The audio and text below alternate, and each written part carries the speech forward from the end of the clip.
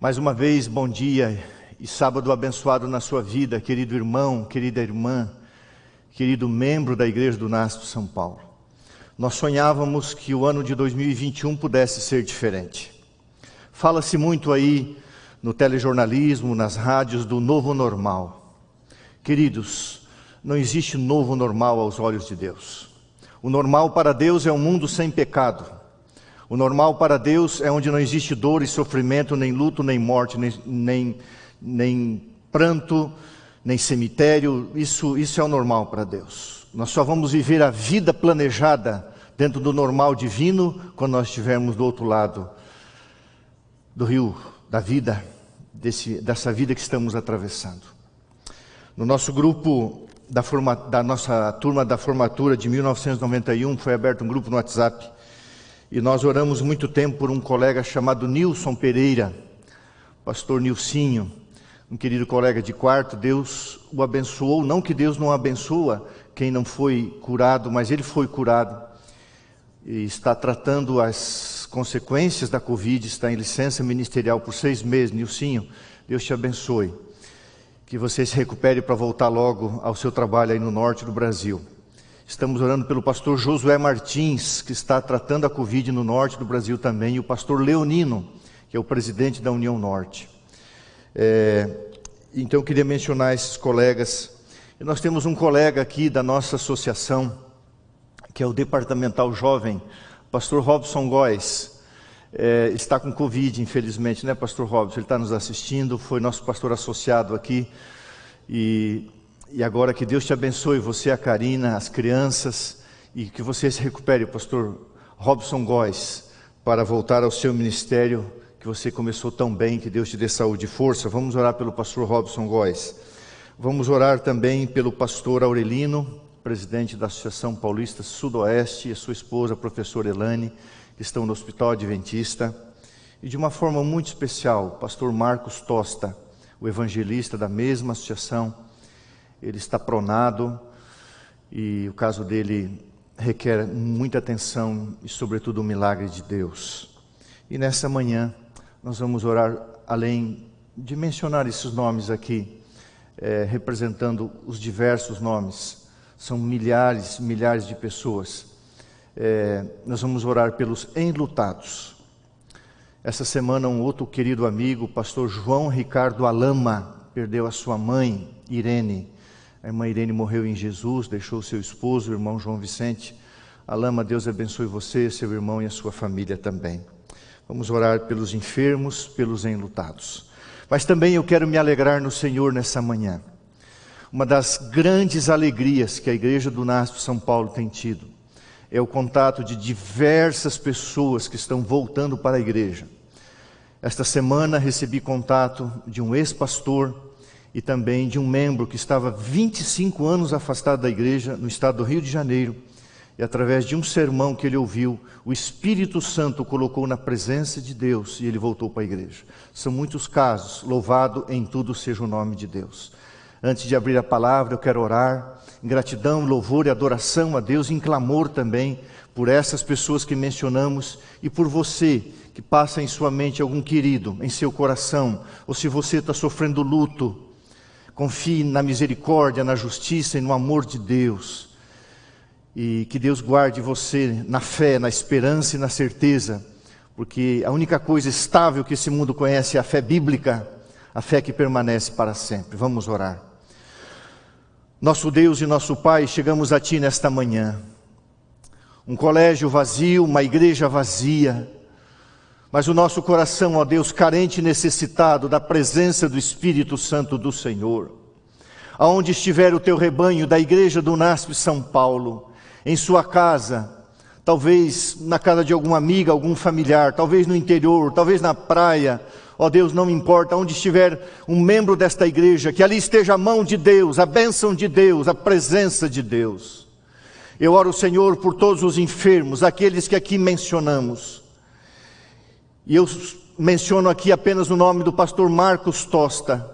Ó Deus, esse querido colega de ministério, que está ali precisando muito, Senhor, da Tua mão poderosa, milagrosa. Estende a Tua mão de misericórdia sobre o Tosta, Senhor. Queira curá-lo, queira trazê-lo de volta ao púlpito, à pregação do Evangelho, ó Deus, para que ele possa levar muitas pessoas a Ti. Abençoa os demais que mencionamos aqui, Senhor, cada caso, cada pessoa, mas de uma forma também especial, oramos por aqueles que perderam algum ente querido. Abençoe a família Lama, Senhor, o irmão João Vicente, o pastor João, seu irmão, a família. A sua mãe descansou em Cristo Jesus e nós te adoramos por isso. Mas há milhares e milhares de enlutados dos teus filhos nesse planeta, no nosso país. Não importa, ó Deus, a denominação, são filhos e filhas do Senhor em todas as denominações. Abençoa o teu povo enlutado, Senhor. Volta logo, Senhor, para que nós tenhamos a certeza de que existe uma igreja invisível, um povo que ama e conhece o Senhor, e que o Senhor é justo e fiel. Por favor, Senhor, atenua o sofrimento com o conforto e o consolo do Teu Espírito Santo e a certeza da ressurreição. Nosso Deus e Pai, ao abrirmos a Tua palavra, nos sentimos tão pequenos, ó Deus, porque o importante é a mensagem, não o mensageiro. É o Senhor quem prega e não o homem. E eu clamo a Ti em nome de Jesus Cristo. Prega, Senhor. Fala ao Teu povo em nome de Jesus. Amém. Muito bem, o título do sermão desta manhã: a eterna lei de Deus nos dias finais. Eu vou convidar você a tomar a palavra do Senhor, a espada do Espírito, e abri-la em Mateus capítulo 11, o verso 25 até o verso 30. Querido pastor, me dá a minha água ali que eu esqueci, por favor. Eu vou ressecando aqui. São Mateus 25, São Mateus 11, obrigado, querida Cefiro. Querida irmã Cefiro, Deus abençoe. São Mateus 11, verso 25 até o verso 30. O que esse texto tem a ver com a lei de Deus? Nós vamos falar hoje sobre a eterna lei de Deus, a lei moral, que é toda a vontade de Deus também. Achou aí? São Mateus 11, 25. São Mateus 11, 25. Por aquele tempo, exclamou Jesus: graças te dou, ó Pai, Senhor do céu e da terra, porque ocultaste estas coisas aos sábios e instruídos e as revelaste aos pequeninos. Sim, ó Pai, porque assim foi do teu agrado. Verso 27, tudo me foi entregue por meu Pai. Ninguém conhece o Pai senão o Filho, e ninguém conhece o Filho senão o Pai, e ninguém conhece o Pai senão o Filho, e aquele a quem o Filho quiser revelar. Verso 28, vinde a mim, todos os que estáis cansados e sobrecarregados, e eu vos, anapauses, aliviarei. É a palavra grega para descanso, repouso, referência ao sábado, a lei de Deus. E eu vos aliviarei. Tomai sobre vós o meu jugo. Você vai aprender hoje o que é o jugo de Cristo. E aprendei de mim, porque sou manso e humilde de coração, e achareis, outra palavra referência à santa lei de Deus, descanso para a vossa vida, para a vossa alma, porque o meu jugo é suave e o meu fardo é leve. Muito bem, Jesus dedicou a primeira parte do seu ministério mais à Judeia. Jesus pregou ali aos sábios, aos rabis, aos escribas, fariseus, saduceus, e foi rejeitado. Na segunda parte do ministério, Jesus volta-se mais para os chamados pequeninos. Ele vai para a região da Galileia, onde estão os pescadores, os camponeses. E ali então Jesus convida esses chamados pequeninos para encontrar nele a revelação do amor, da graça de Deus, que lá na Judeia ele não tinha sido aceito e bem recebido. Muito bem, nós vamos estudar esse texto à luz desse tema: a eterna lei de Deus nos últimos dias. O que tem a ver esse texto? O que tem a ver esse chamado de Jesus com a santa lei de Deus? Vinde a mim. Muito bem, vamos estudar esse texto. O verso 25 diz assim: por aquele tempo exclamou Jesus, dizendo: graças te dou, ó Pai, Senhor do céu e da terra, porque ocultaste estas coisas aos sábios e instruídos e as revelaste aos pequeninos. Jesus não faz acepção de pessoas. E Jesus anunciou o Evangelho de Deus aos chamados sábios e instruídos, rabis, escribas, saduceus, fariseus, aqueles que lideravam espiritualmente, ou pelo menos deveriam estar liderando a nação de Israel, mas não o fizeram. Todavia, Jesus foi rejeitado, não foi bem aceito. E quando Jesus prega o sermão da montanha, e eles também têm contato com isso, apesar de ter pregado esse sermão na Galileia, onde a lei de Deus ela é revelada em pontos práticos, ele foi rejeitado. Jesus então se dirige, nessa segunda parte, para a Galileia. Nesse período ele está na Galileia, e as circunstâncias também eram desencorajadoras, pois tanto os líderes como os povos de todas as cidades se recusaram a aceitar o convite do Evangelho. Eu quero me dirigir àqueles que se julgam sábios e instruídos em muitas coisas, mas não nas coisas de Deus. Irmãos, qual está sendo, do meu ponto de vista, um dos grandes problemas que nós enfrentamos como cristianismo? Muitos pregadores estão bebendo em fontes não bíblicas, não usam o dom profético, não usam a exegese da palavra de Deus, não usam a hermenêutica correta da palavra de Deus. E além de todo um problema sanitário que a humanidade vive, vivemos também problemas logicamente morais, problemas econômicos, problemas políticos, mas também vivemos uma crise espiritual. E isso se deve em grande parte a nós, que deveríamos estar pregando as verdades da palavra de Deus para o tempo que nós estamos vivendo. Mas o que muitas vezes nós vimos, citações de filósofos pagãos, autores humanistas, e a palavra de Deus é colocada de lado. Não se abre a Bíblia, não se prega a Bíblia, não se ensina a Bíblia, não se crê mais no dom profético. Essa semana alguém postou aí, dizendo que o dom profético é irrelevante para os dias que nós estamos vivendo. Blasfêmia! Eu quero ler 2 textos da Bíblia, para chamar a atenção, para você seguir a palavra de Deus, não os sábios instruídos conforme a luz desse mundo, os sábios instruídos do tempo de Jesus. O que puderam fazer? O que ofereciam? Como ajudaram as pessoas? Em nada. Abra a Bíblia lá, por favor, 2 textos. Isaías capítulo 5. Ainda essa semana, um médico amigo meu me mandou esse texto, e eu já tinha separado ele para ler aqui no sermão. Isaías 5, verso 20 e o verso 21. Esse texto é um cumprimento do que está acontecendo hoje. Acharam aí Isaías 5, 20? Ai dos que ao mal chamam bem e ao bem mal, que fazem da escuridade luz e da luz escuridade, colocam o amargo por doce e o doce por amargo.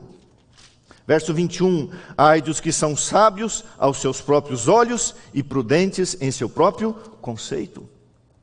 Irmãos, os pregadores, os ensinadores, os pastores, os professores, seja aqueles que desejam instruir outros, têm que entender uma coisa: o ser humano, ele não é fonte de revelação, a fonte de revelação é Deus. Então, se você quer ensinar uma verdade que transforma e que salva, você tem que pegar a fonte. Então, quando Jesus, aqui em São Mateus 11, 25, ele diz assim: por aquele tempo Jesus exclamou, graças te dou, ó Pai, Senhor, Senhor do céu e Senhor da terra. Quem é o Senhor que eu estou seguindo? Quem é o Senhor que eu estou ouvindo, de quem eu estou ouvindo falar? Porque tu ocultaste essas coisas aos sábios instruídos e as revelaste aos pequeninos. A revelação de Deus é para todos. Agora, os sábios, os instruídos, os intelectuais, os PhDs, os THDs. É filosofia, filosofia, humanismo, humanismo. Cita A, cita B, cita D. E cita pessoas que já morreram, que sequer criam em Deus. Não é errado quando uma coisa é boa. Eu estou até falando rápido demais. Não é errado, mas sabe, uma teologia fundamentada em conceitos humanistas. Nós temos uma revelação bíblica. E tem muita gente chamando bem aquilo que é mal, e aquilo que é mal dizendo que é bom. Um outro problema. Segunda carta de Paulo aos Tessalonicenses.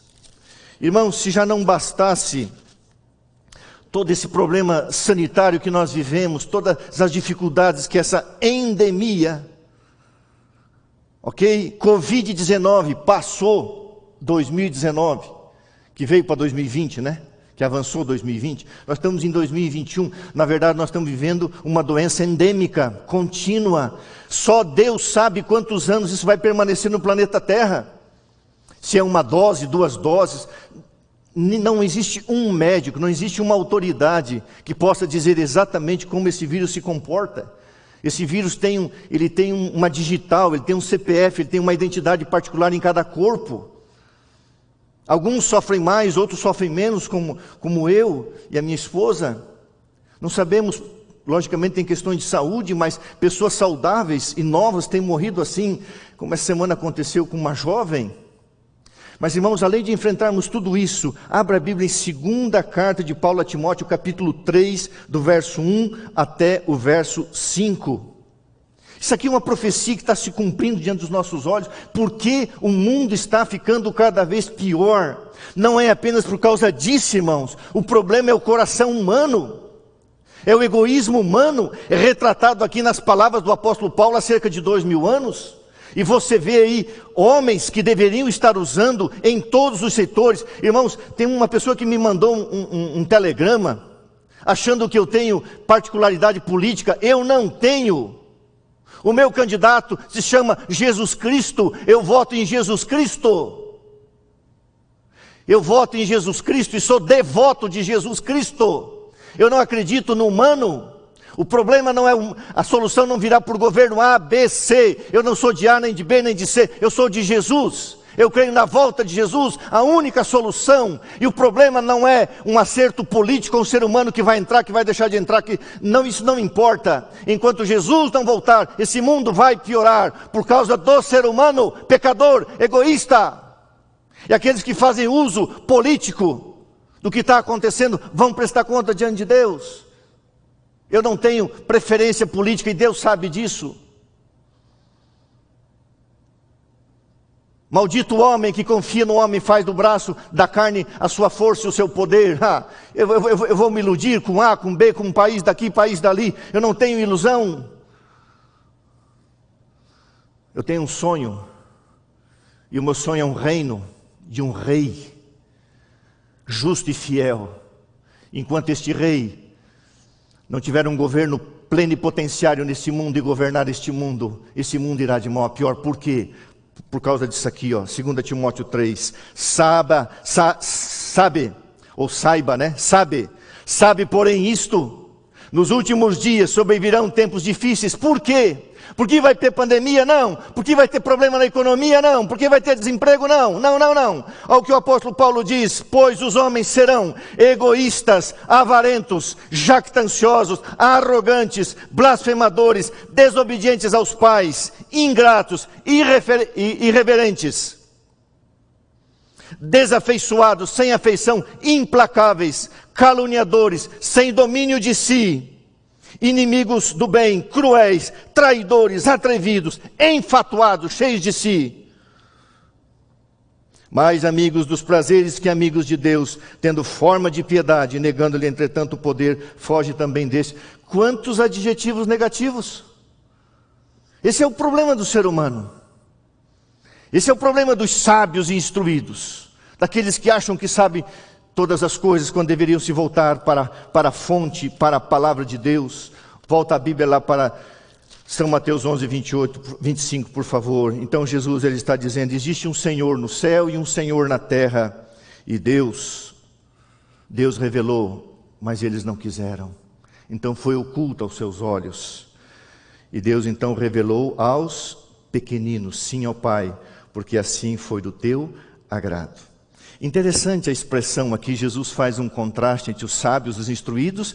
Na nação de Israel eram chamados grandes, os rabis, que gostavam dos seus títulos, dos seus PhDs, seus mestrados. Eu também tenho mestrado, grandes coisas.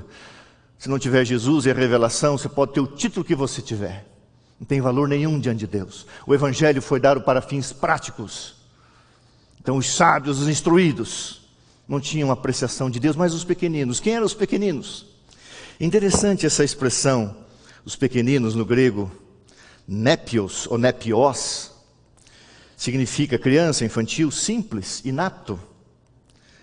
Vem do grego nepeleo, que significa poder. Não, aliás, os que não têm poder, melhor dizendo, os que não têm poder. Nepeleo significa impotente. O pastor Amin Rodor escreveu um belo livro chamado O Poder dos que não têm poder, a vantagem nas desvantagens. Os pequeninos aqui, aqueles que não têm poder humano, mas têm autoridade divina porque andam com Jesus e aceitaram a Jesus. Os rabis instruídos, diz o comentário bíblico, os rabis instruídos olhavam para os pecadores e agricultores iletrados como o povo da terra ou os pequeninos na lei. Então, veja a diferença. Lá em Jerusalém, lá na Judéia, os sábios instruídos, os doutores da lei. Uau! Lá na Galileia, os pequeninos, o povo da terra, o povo da roça, o povo simples, o povo que plantava nas margens, naquele território ali de Jezreel, as margens do Rio Jordão, que saía da Galileia e descia, uma região extremamente própria para o plantio. Os pescadores, aqueles que não entendem da lei, os ignorantes, os iletrados. Deixa eu perguntar para você, em Atos 2, quando o Espírito Santo desceu sobre quem?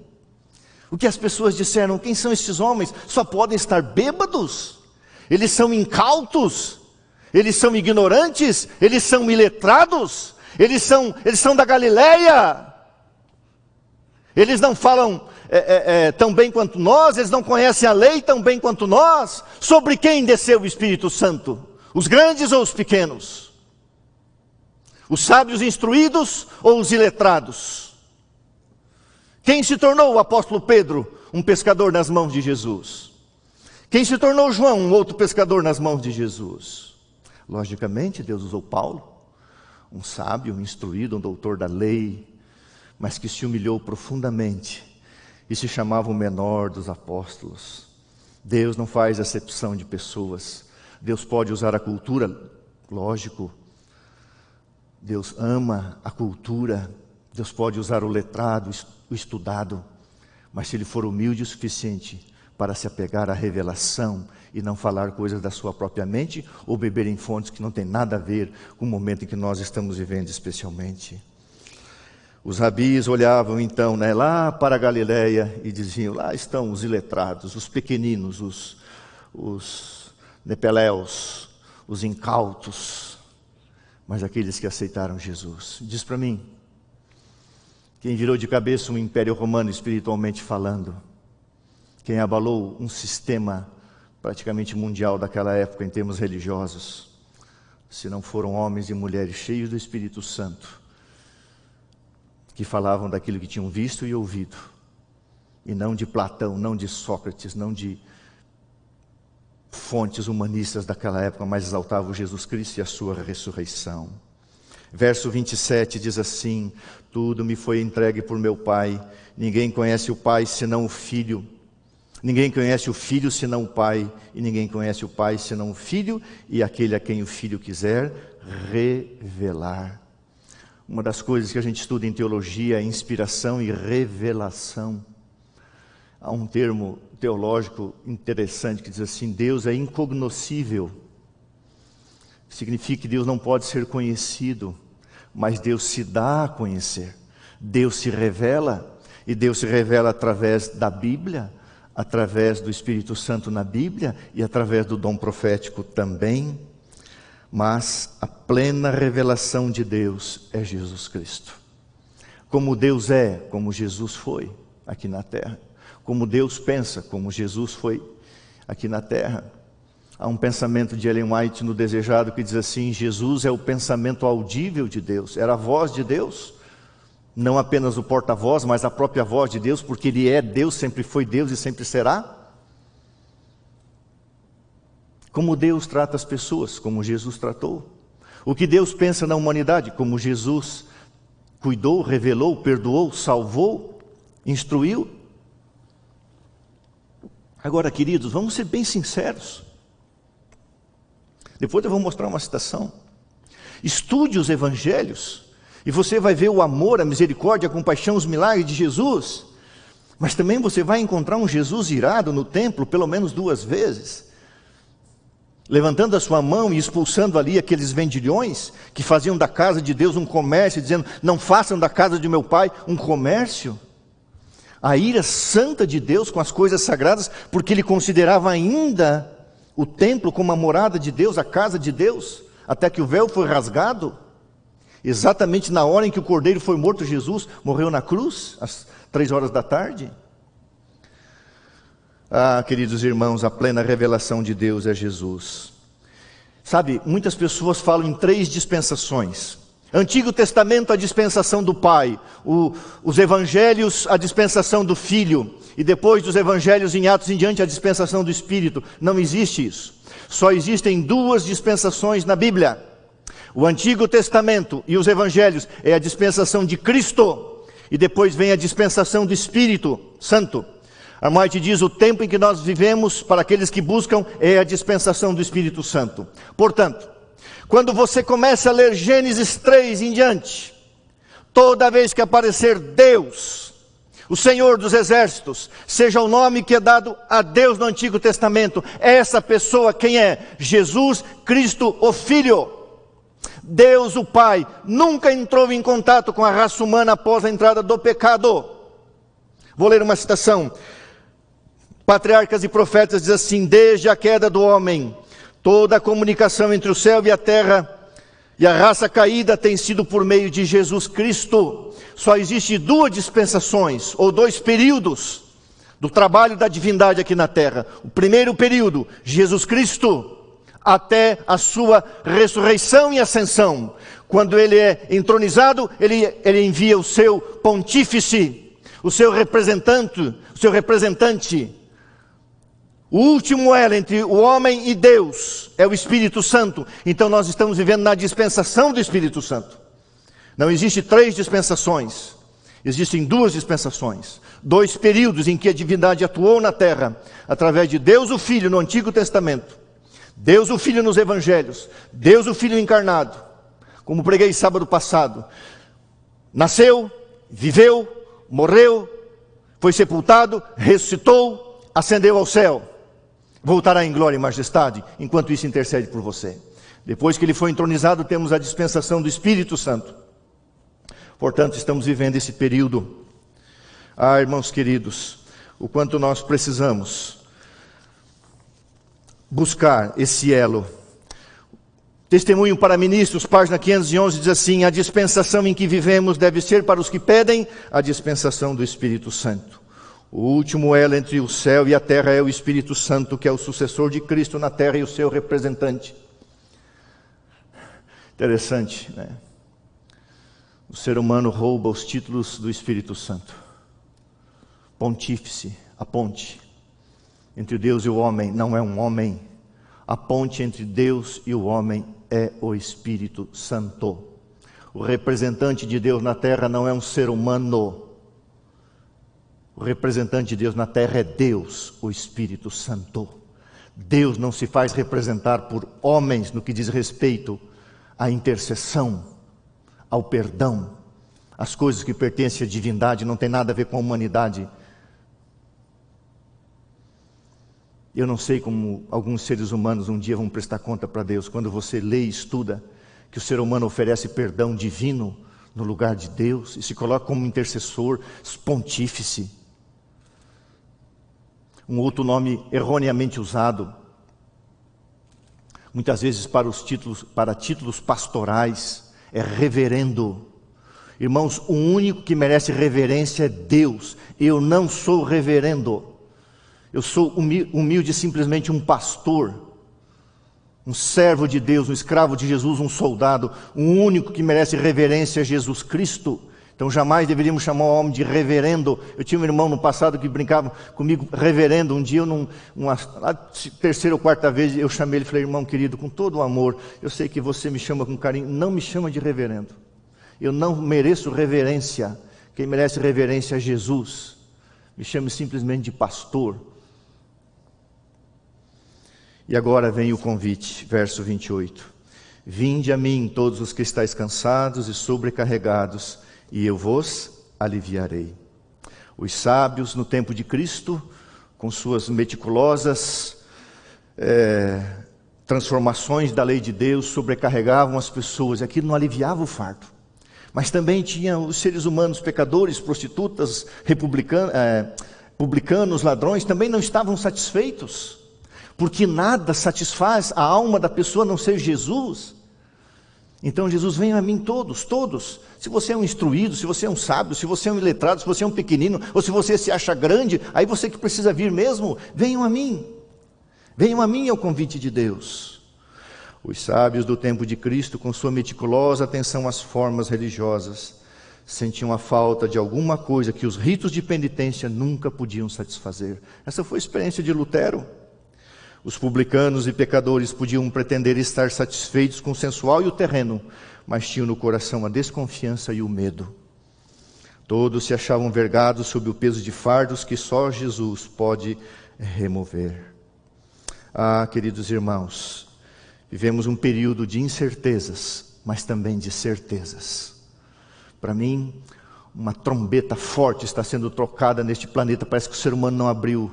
Tudo que todo mundo quer é voltar ao normal. E tudo que a gente quer é que Jesus volte em glória e majestade e a gente vá para o céu. Aprendemos novas palavras, né? Coronavírus, o vírus, desenvolveu a doença, Covid-19. Irmãos, é um mundo infectado pela imoralidade, pelo pecado, pela injustiça. O planeta está pronado. Aprendemos uma nova expressão, né? Que é a prona. Pessoa de bruço, colocar de barriga para baixo. O mundo está assim, irmãos. O mundo está pronado, o mundo está numa UTI. Saturação de oxigênio no sangue, né? Tem que estar 100% de saturação de oxigênio no sangue. Mas vou usar a saturação por um outro aspecto, contrário a esse. O mundo está saturado de pecado, de erro, de falha, de engano, de mentira, de injustiça. O mundo está enchendo a taça da iniquidade. Está faltando oxigênio na mente e no coração do ser humano. A saturação do oxigênio no sangue significa que tem que ter 100% de oxigênio no sangue. Mas o mundo geme por falta de oxigênio espiritual. Ou seja, então, por um lado está saturado com o pecado, mas há uma baixa saturação daquilo que é bom, daquilo que é verdadeiro. Isolamento social, distanciamento. Tudo isso contrário a um Deus gregário, a um Deus que une, que quer reunir, que isolar, distanciar, usar máscaras, álcool em gel. Ah, queridos irmãos, Romanos 8, 22 e 23 está se cumprindo. Porque sabemos que toda a criação a um só tempo geme e suporta angústias até agora. E não somente a criação, mas nós também, que temos as primícias do Espírito Santo, igualmente gememos em nosso íntimo, aguardando a adoção de filhos e a redenção do nosso corpo. Agora, eu quero estudar com vocês um assunto da roça, tá? A Bíblia diz assim: tomai sobre vós o meu jugo. Eu vou explicar. O que é o jugo? Eu vou simplificar assim diretamente para você. A palavra jugo na Bíblia, ou canzil, é a lei de Deus, a vontade de Deus revelada em toda a sua palavra. Porque os 10 mandamentos, Deus sintetizou em 10 mandamentos, mas toda a lei de Deus é a vontade de Deus, e toda a vontade de Deus é a lei de Deus. Então eu quero mostrar para você o que é o jugo. O jugo é a lei de Deus, é um instrumento que une, ok? Muito bem, coloca lá. Mas antes eu quero ler uma citação para você que diz assim: a Bíblia é interpretada de modo a agradar ao coração não regenerado, enquanto suas verdades solenes e vitais são anuladas. Preocupa-se com o amor, como principal atributo de Deus, rebaixando-o, porém, até reduzi-lo a sentimentalismo. Pouca distinção fazendo entre o bem e o mal. Eu li lá em Isaías 5, a justiça de Deus, sua reprovação ao pecado, os requisitos de sua santa lei, tudo isso é colocado de parte, de lado. O povo é ensinado a considerar o decálogo como letra morta, fábulas aprazíveis, fascinantes, cativa os sentidos, levando os homens a rejeitar as sagradas escrituras como fundamento da fé. Cristo é tão verdadeiramente negado como antes, mas Satanás a tal ponto cegou o povo que o engano não pode ser discernido. Agora eu vou mostrar para você o que é o jugo. Quando se fala em canga, muitas vezes eu pergunto para uma pessoa assim, sabe o que é a canga? E a pessoa imagina que aquele vestuário de saída de praia. Olha, lógico, também é, né? Tudo bem, deixa esse negócio para lá. A pessoa coloca a canga lá, né? Tudo bem. Mas não é isso. A palavra, você vai entender depois o que é a palavra jugo. Eu vou explicar direitinho no original grego para você. Mas olha essa imagem. Isso aqui é o jugo. Você está vendo essa madeira atravessada? Essa madeira é o jugo. De um lado vai um animal, de outro lado vai outro animal. Para quê? Para quê? Vão dois animais ali, normalmente do mesmo tamanho, da mesma raça.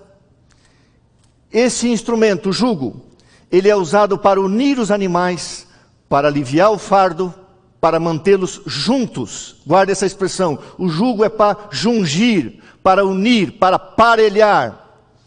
Então você tem o jugo você vai entender o que é o jugo de Cristo. E aí você vê os dois animais carregando este jugo. Tira dali e volta para mim agora para fazer a explicação. Eu queria mostrar o que era o jugo. Agora deixa eu explicar aqui para você.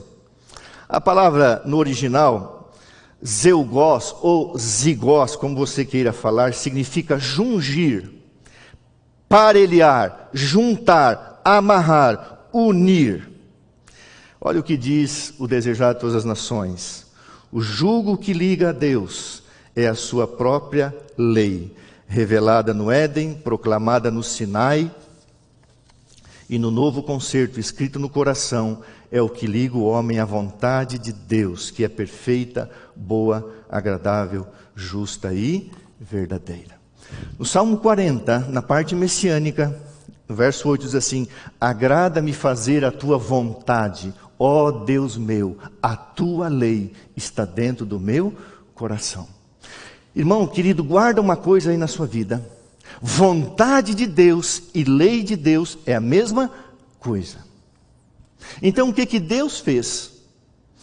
Por seu amor, por sua graça e por sua misericórdia, Deus percebeu que o homem solto, o homem sozinho, ele iria se perder, ele iria diretamente para o fogo que o consumiria no último dia.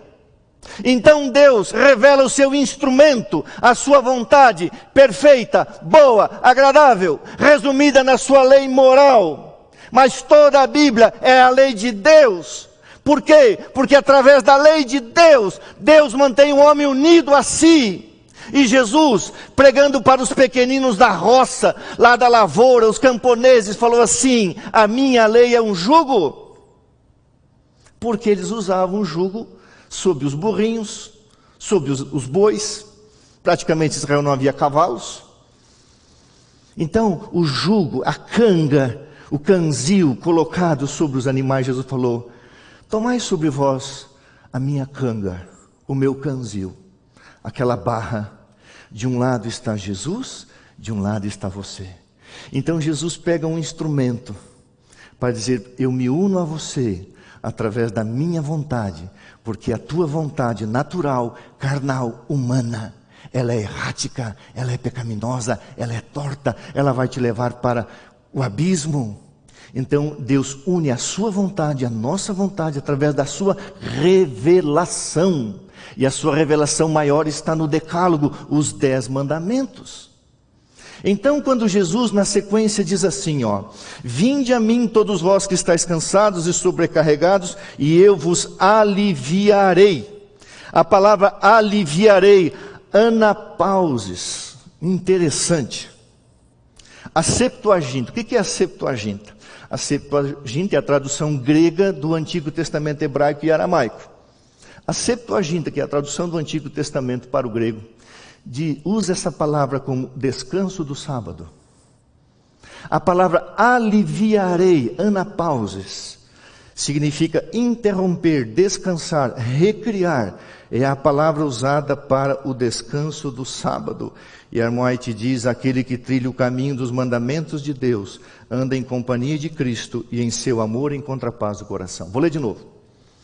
Aquele que trilha o caminho dos mandamentos de Deus, anda em companhia de Cristo e em seu amor encontra paz o coração. Anapausis. O que é anapausis? É uma referência à lei de Deus, a lei da liberdade, a lei da proteção, a lei que aponta o pecado, mas não salva, a lei que aponta ao Salvador Jesus Cristo. E quando você obedece à lei de Deus, você encontra paz. Agora, guarde uma coisa: a lei de Deus não é apenas os 10 mandamentos. Toda a palavra de Deus é lei de Deus. Então, maridos, amai vossas mulheres, isso é lei de Deus, viu, irmão? Cuide da sua esposa, isso é lei de Deus. Filhos, obedeçam vossos pais, é lei de Deus. Filhos, não irriteis, pais, não irriteis vossos filhos, é lei de Deus. Mulher, respeite o seu marido se ele for como Jesus, é lei de Deus também. Amar o teu próximo, é lei de Deus. Cuidar dos pobres necessitados, é lei de Deus.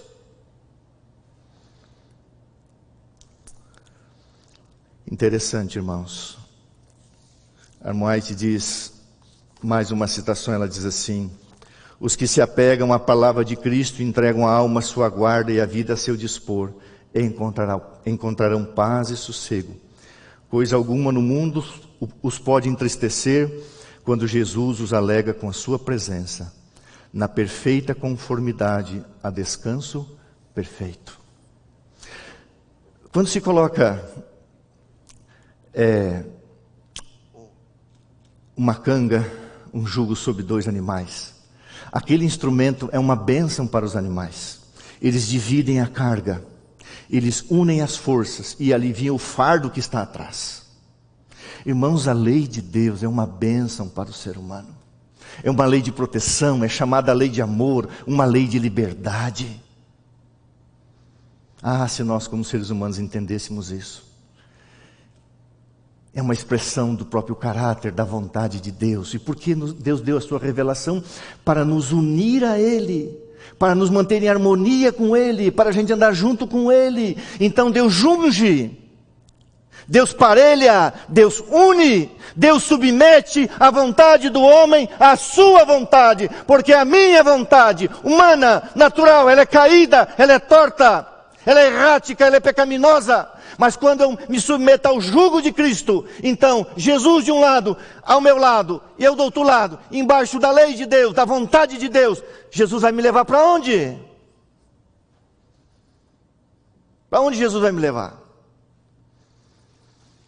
Eu tinha acho que uns 15 anos, e a gente o pai plantou assim uma lavoura de milho muito bonita.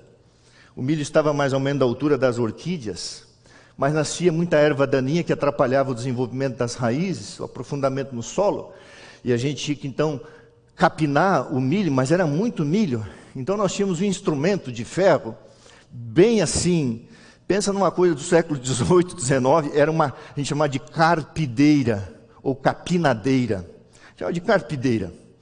Era um negócio que você puxava assim, ela abria, ou você empurrava para lá e ela fechava.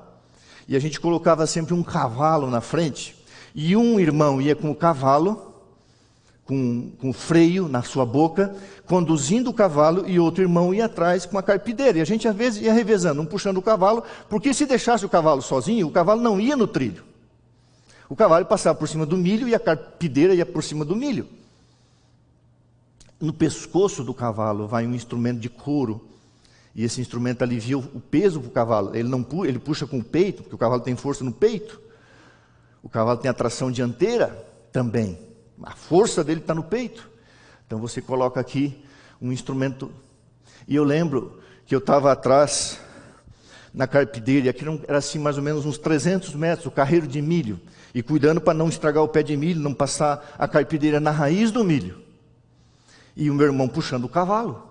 E quando o meu irmão ia num carreiro, voltava no outro carreiro, e a carpideira ia estragando a erva daninha, matando, arrancando a erva daninha. E quando chegou no final do carreiro, o meu irmão deu uma debandada e sumiu. A hora que ele sumiu, o cavalo disparou. E o cavalo disparou no meio da roça de milho e levou a carpideira e eu junto. E eu larguei. Eu só via aquela carpideira voando para lá e para cá, e o cavalo para lá e para cá, e fez um estrago na lavoura de milho. Por quê? Porque no final do carreiro de milho ali, tinha uma cerca, e atrás havia, logicamente, os palanques, e atrás daquele palanque tinha um enxame de vespas. Pensa numa vespa ardida. E as vespas atacaram o meu irmão. E o meu irmão largou o cavalo. E o cavalo foi atacado pelas vespas. E eu tive que largar a carpideira e estragou um monte a roça. E aí você imagina um pai, alemão, 8 filhos, bravo. Eu já pensava na surra que nós íamos levar. Até que o pai viu o cavalo, conseguimos pegar o cavalo. E o cavalo estava todo picado de vespas, em vespas fortes. E o pai entendeu que foi um acidente. Então naquele dia eu não apanhei. Mas eu quero fazer aqui um paralelo. Você está na estrada da vida, na carreira da vida. Jesus está te conduzindo com o seu jugo, com a sua mão, com a sua vontade, com a sua lei. Aí vem o vespão do diabo, dá um ferrão, um aguilhão, o escorpião. Aí se você largar a mão de Jesus, você não vai ficar no trilho, você não vai ficar no caminho. Você vai ser como aquele cavalo, se tornou um cavalo selvagem. Era um cavalo dócil, manso. Um cavalo baio, um cavalo amarelo, lindo. Mas o cavalo se transformou num monstro, porque havia o escorpião, o ferrão das vespas, o aguilhão, que é a palavra escorpião lá, quando Paulo diz o aguilhão da morte, é como se fosse um escorpião que mata. Assim é, Satanás, ele vem, e se ele puder ferir, machucar, dar um ferrão, ele é o vespão, para tirar a gente do caminho. Então Jesus, ele segura a gente pela rédea, coloca a gente debaixo do jugo, debaixo da sua lei, a sua lei de amor, de bondade, a revelação do seu caráter. E Jesus os mantém jungido a ele, submisso a ele, entregue a ele, como servos, como escravos, como no serviço dele, para a gente chegar no final da estrada salvo. Então nós precisamos do jugo de Cristo, porque o jugo nos liga, nos une, nos mantém a Jesus Cristo. Ah, queridos irmãos, finalizando, a Bíblia diz: abriu-se no céu o santuário de Deus e a arca do seu concerto, e foi vista no seu templo. Apocalipse 11:19. No desfecho dessa controvérsia, toda a cristandade estará dividida em 2 grandes classes: os que guardam os mandamentos de Deus e a fé em Jesus, e os que adoram a besta e a sua imagem. Nós estamos vivendo num período em que Satanás vai atacar, e vou mostrar uma coisa para você. Satanás vai atacar a lei de Deus, a palavra de Deus, a vontade de Deus de uma forma muito forte, para dizer assim: a lei é um jugo, é um fardo. Não, o jugo de Cristo é suave e é leve, porque Ele divide a carga comigo. Ele é que puxa, Ele é que está ao meu lado. Então volta já está ali a imagem. Eu quero que você mentalize novamente isso aqui, ó. Nós temos que pregar o amor de Jesus, mas jamais esquecer a santidade da sua lei. Aí, ó, esse travessão chama-se jugo, canzil. De um lado, às vezes é de couro, às vezes é de madeira. Quando é de couro, amarra no chifre do boi. Mas imagina ali aquela cena, tá? Isso aqui é uma ilustração agrícola da roça, então não é apenas uma ilustração. Mas imagina ali, do lado esquerdo você, do lado direito Jesus. Jesus vai te levar para onde? Para o céu. Se você não tiver esse canzil, esse travessão, a revelação de Deus, a vontade de Deus, a lei de Deus, você vai se perder. Então imagine esses 2 bois, se não tivesse instrumento para segurar. Olha, eu pelo menos me criei na roça, esse carro de boi aí deve ser de Minas Gerais, lá tem bastante. Eles amarram também na testa, muitas vezes no chifre do boi, mas ali colocam as madeiras. Isso ali é para aparelhar, é para unir, é para jungir, manter os bois juntos. Então isso aqui é uma ilustração. Imagina que um boi desse é você, outro boi é Cristo. E Jesus é comparado a um bezerro, símbolo do sacrifício. Isso está em Apocalipse 4. Agora eu vou falar isso aqui. Fecha aqui para mim. A revista Adventista, de fevereiro desse ano, trouxe uma pequena nota. Eu vou ler a nota. Isso aqui, irmãos, é o Vespão, é o diabo, é Satanás. Porque isso aqui é contrário à vontade de Deus. Tudo que é contrário à vontade de Deus é contrário à lei de Deus. A lei de Deus é a lei da vida. Vou ler a nota. Abre aspas.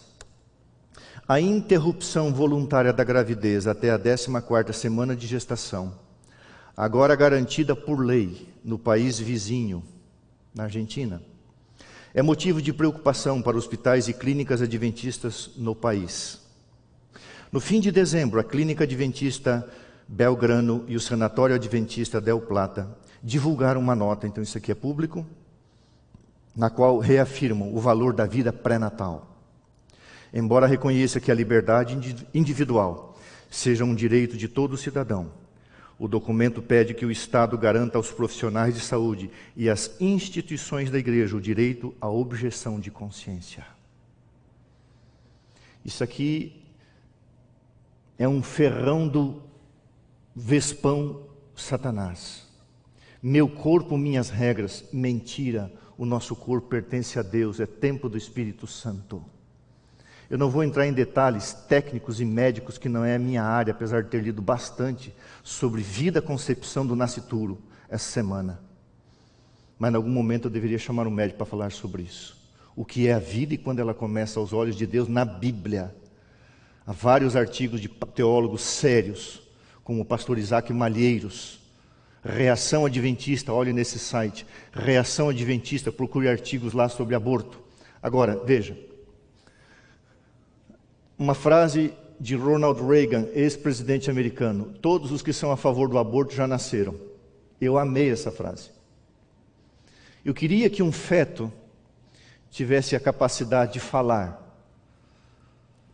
O aborto, irmãos, na Bíblia é condenável. É contrário à revelação e à vontade de Deus. E as coisas vão começar assim. Você pode acabar com a vida do futuro, o nascituro, né? Você pode inventar várias coisas aí. No final vou passar um videozinho. As coisas vão vir assim, muito bonita, muito legal. Mas a lei de Deus, e nós somos chamados a encontrar descanso, paz e harmonia no Senhor, debaixo da obediência à sua lei. A lei de Deus me mantém jungido, parelhado a Jesus Cristo. E o seu jugo é suave e é leve. Por quê? Porque Jesus está comigo. Jesus está embaixo do canzil comigo. Então vou ler 2 ou 3 citações. Vou repetir, todos os que são a favor do aborto já nasceram. E agora, aquilo que é mal chamam bem, onde é que está? Lá? Onde que eu estou? Aquilo que é mal chamam bem e aquilo que é bem chamam mal. É isso que a Bíblia está falando. Aquilo que é bem chamam mal e aquilo que é mal chamam bem. Meu corpo, minhas regras, eu faço o que eu quero. Agora, a lei de Deus é tão imutável quanto o seu trono. Irmãos, a lei de Deus, o que é aquilo que Deus é. Aquilo que o trono é. A lei de Deus é tão imutável quanto o seu trono. Ela manterá, a lei de Deus manterá suas reivindicações em relação à humanidade em todos os tempos. Todos os tempos, Deus sempre teve e terá sua lei. A hora decisiva está, mesmo agora às portas. Estão nossos pés firmados na rocha da imutável palavra divina? Estamos preparados para permanecer firmes em defesa dos mandamentos de Deus e da fé em Jesus? Estamos? Volta. Pulei aqui, não devia ter pulado. Volta para mim. A hora decisiva está mesmo agora às portas. Estão nossos pés firmados na rocha da imutável palavra divina? Estamos preparados para permanecer firmes em defesa dos mandamentos de Deus e da fé em Jesus. Eu queria que você guardasse essa imagem enquanto eu leio. Tem mais coisas, mas eu me delonguei aqui. Vinde a mim, todos vós que estáis cansados e sobrecarregados, e eu vos aliviarei. Anapauses. Vocês vão descansar, o descanso sabático que está inserido na lei de Deus. Tomai sobre vós, e eu vou ler, então, numa paráfrase pessoal. Tomai sobre vós a minha vontade, tomai sobre vós a minha lei, tomai sobre vós aquilo que eu revelei, e aprendam de mim, porque eu sou manso e humilde de coração, e você vai descansar na harmonia com a minha lei, a minha vontade, porque a minha lei é suave, a minha lei é leve. Irmãos queridos, o jugo de Cristo é a lei de Deus que me mantém unido a Ele. Mas eu não posso deixar de ler 1 João 2, 2 e 3. Abra a Bíblia lá e a gente vai encerrando aqui. Primeira carta de João, capítulo 2. Primeira carta de João, capítulo 2, verso...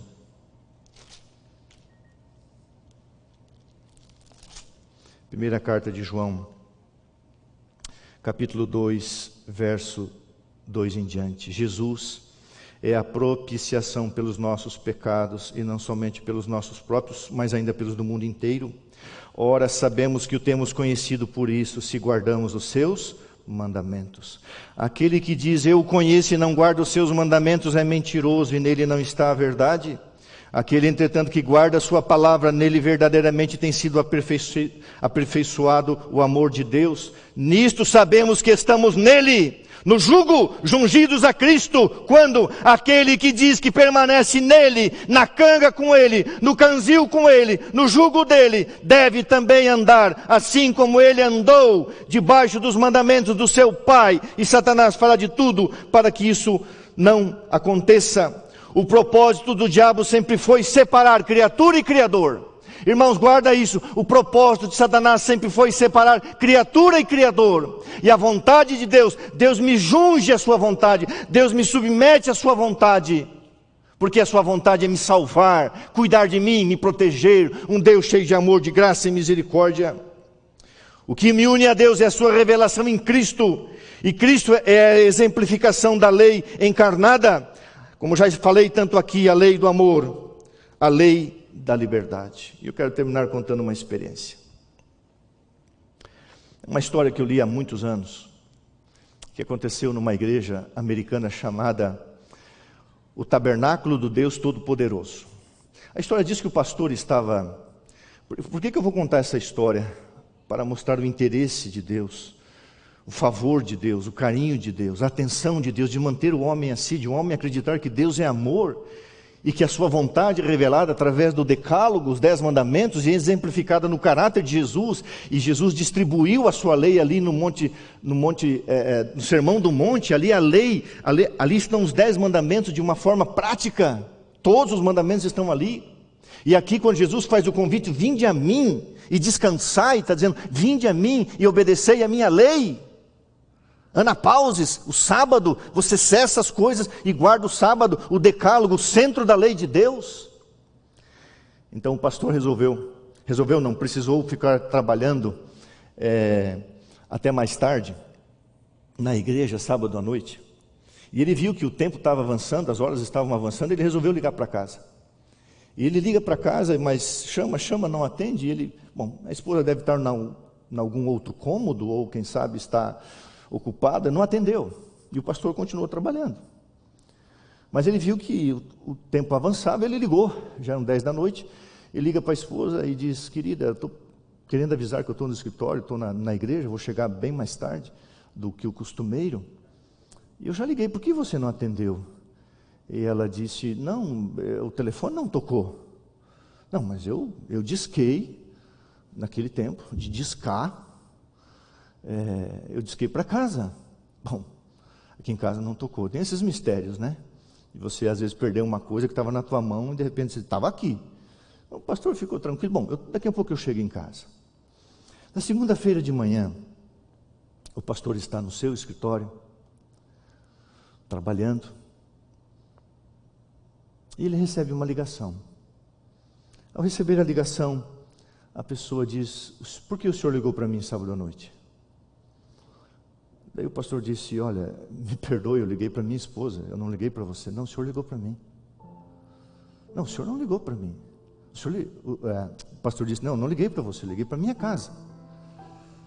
Daí aquele senhor disse: olha, eu estou passando por um momento muito difícil na minha vida, a ponto de acreditar que Deus não se interessa por mim, a ponto de imaginar que Ele sequer existe. Eu já fui um crente, mas eu cheguei a um ponto tão difícil que resolvi tirar a vida, acabar com os meus problemas tirando a minha vida. E eu estava ali pensando um modo de fazer isso, como que eu ia fazer para acabar a minha vida. De repente o telefone toca, e eu olho o identificador de chamadas que eu tenho, e no identificador de chamadas estava no painel: Deus Todo-Poderoso. E eu vi o número. O senhor ligou para mim? Daí o pastor disse: bom, eu sou pastor da igreja Tabernáculo do Deus Todo-Poderoso. Ele disse: pastor, saiba que eu não tirei a minha vida porque o senhor ligou para mim. E o pastor disse: olha, eu liguei para casa. Não, eu tenho aqui no meu identificador de chamadas, mas eu só vi a expressão Deus Todo-Poderoso. Você acredita em milagre? Você acredita no interesse de Deus?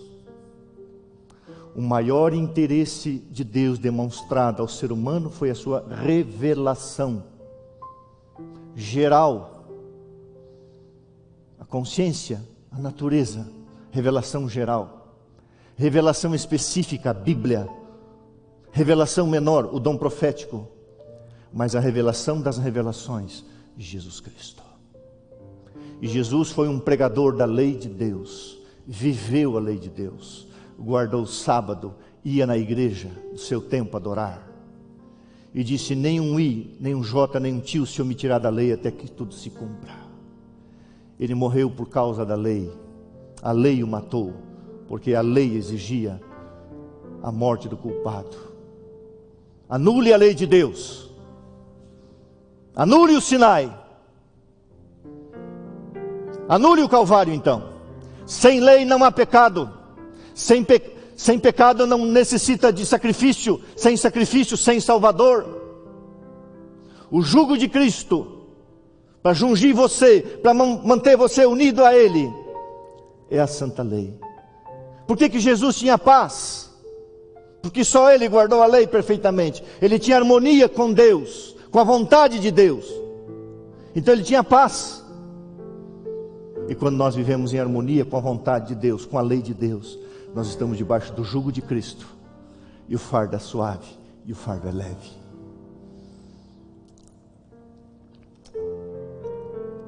Eu não canso de falar, né? Eu sou um cara criado na roça. Se você quiser olhar o meu Instagram, que agora eu tenho um Instagram, viu? O negócio é chique. Eu fiz por causa da igreja para acompanhar algumas coisas. Se você olhar no meu Instagram, ontem à noite eu postei uma foto do meu querido pai. Vai fazer 83 anos. Passou o dia inteiro roçando pasto numa Steel movida a gasolina, porque tem uma cobra lá no sítio que está mordendo o gado, já perdeu lá alguns bezerros. Então ele também está procurando essa cobra. Um senhor de 80, dá uma olhadinha lá, o dia inteiro no sol. E o meu sobrinho, que também mora na região, tirou uma foto. Ele sabe que eu sou fã do meu pai, disse assim: ó o teu pai. Ele falou assim: o velho o dia inteiro em cima de uma Steel, procurando uma cobra, roçando o pasto. Eu me criei assim. E às vezes eu vou lá, eu amo ir lá, e eu percebo na fala do meu pai, da minha mãe, dos meus irmãos: o que você está fazendo em São Paulo? Vem para cá. E eles não sabem o quanto é leve o fardo, o quanto é gostoso ser um pastor. Eles não sabem o que é receber um e-mail de uma pessoa que estava 25 anos fora da igreja, Davi Melo, se eu estou pregando para você, Davi Melo, que foi pastor, Davi foi tocado pelo Espírito Santo. Davi, eu quero rebatizar você, Davi. Você foi um servo de Deus, você é um servo de Deus, um ex-pastor. Ele me escreveu, dizendo que Jesus está trabalhando na vida dele, ele vai voltar, já voltou e vai se rebatizar. Isso é pesado? É pesado fazer um drive-thru? É pesado daqui a pouco atender um casal, fazer visitas à tarde, que eu tenho 2? Não. Pesado é o egoísmo. Pesado é o amor próprio. Pesado é o pecado. Isso é pesado. Existe uma cobra por aí querendo picar todo mundo, destruir a nossa vida, que é Satanás. E a gente precisa, sabe do quê? A gente precisa da vontade de Deus, a palavra de Deus, resumida na lei de Deus, o jugo de Cristo, a canga de Jesus. Carregue o canzil de Cristo, coloque-se de um lado, Cristo ao lado, em cima aquele travessão, aquilo ali é a canga, o canzil, a lei de Deus, que une você e Jesus, e você e Jesus, eu e Jesus. Para onde Jesus vai te levar? Jesus vai te levar para o lugar que Ele está, porque ninguém conduzirá ninguém além do ponto que chegou. Ellen White, texto dela. Ninguém conduzirá ninguém além do ponto que chegou. E Jesus vai te levar no ponto que Ele chegou, chamado céu, através do jugo. A sua vontade perfeita, boa, agradável e salvífica. Eu quero chamar o trio para cantar. Que Deus te abençoe. Andar com Jesus, servir a Jesus não é fardo. Ser um pastor é um privilégio. Texto de Ellen White. Para a honra e glória de Deus, a maior honra dada a um mortal: ser o ministro do Evangelho. Eu tremo e temo. Que Deus tenha misericórdia de mim e dos meus colegas. A maior honra conferida a um mortal: ser o ministro do Evangelho. Não importa se você é um pastor ou não é um pastor, se é uma irmã, não importa quem você é, você pode ser um ministro do Evangelho, ministrar o Evangelho para alguém. Por isso que no dia 3 de abril vamos ter uma bela de uma maratona falando sobre o remanescente, a imutável lei de Deus. Nesses dias, Satanás vai tentar pisar, e nós temos que estar firme sobre os mandamentos de Deus e a fé de Jesus e a fé em Jesus, a fé de Jesus que obedeceu seu Pai e a fé em Jesus como nosso Salvador. Que Deus te abençoe. Pela graça sois salvos mediante a fé. Isso não, pela graça sois salvos, aqui, vou repetir. Pela graça sois salvos mediante a fé. É dom de Deus. A lei não salva. Não. Quem salva é Jesus. A lei me aponta como um pecador. Você já sabe. Mas a lei, a vontade de Deus, me mantém jungido, unido a Jesus Cristo. A sua vontade. Portanto, a Bíblia diz: se me amais, guardareis os meus mandamentos. Salmo 48. Agrada-me fazer a tua vontade, ó Deus meu. Dentro do meu coração está a tua lei. Vontade de Deus e lei de Deus é a mesma coisa. Se você está cansado, sobrecarregado, estressado com as coisas desse mundo, busque a paz em Jesus Cristo, a harmonia com a sua palavra e com a sua vontade, e a promessa de Deus se cumprirá. Você vai encontrar descanso para o seu coração. Eu quero dar uma tarefinha para você hoje à tarde. Pegue o livro O Desejado de Todas as Nações. Eu não tenho, tá? Então você vai no site Ellen White Books, B-O-O-K-S, Ellen White Books. Procura lá, você vai encontrar O Desejado de Todas as Nações. Procure o capítulo chamado O Convite. São 3 páginas. O Convite. Leia esse capítulo, que é um comentário de São Mateus 11, 28 a 30. Deus te abençoe. Que o fardo de Jesus esteja sobre você. Que o jugo de Cristo esteja sobre os nossos ombros. Porque teremos a certeza que ao nosso lado estará nada menos, nada mais do que o Salvador, e Ele nos levará para o portão do céu. Oremos. Obrigado, Senhor, por Tua revelação a todos os que são humildes de coração, sejam letrados e iletrados, pobres, ricos, não importa a raça, a cor, a nacionalidade, a etnia, o gênero, homem ou mulher, não importa, Senhor, Tu ama a todos, e a todos o Senhor quer salvar. Nos dê a própria humildade de Jesus, que disse: aprendei de mim. E Paulo disse: tende em vós o mesmo sentimento de Cristo Jesus. Sejam humildes. E Tiago diz: submetei-vos a Deus. Submissão. Submissão é paz. Submissão é harmonia com Deus. Submissão é o fardo leve de andar com Jesus. Humilhai-vos perante o Senhor.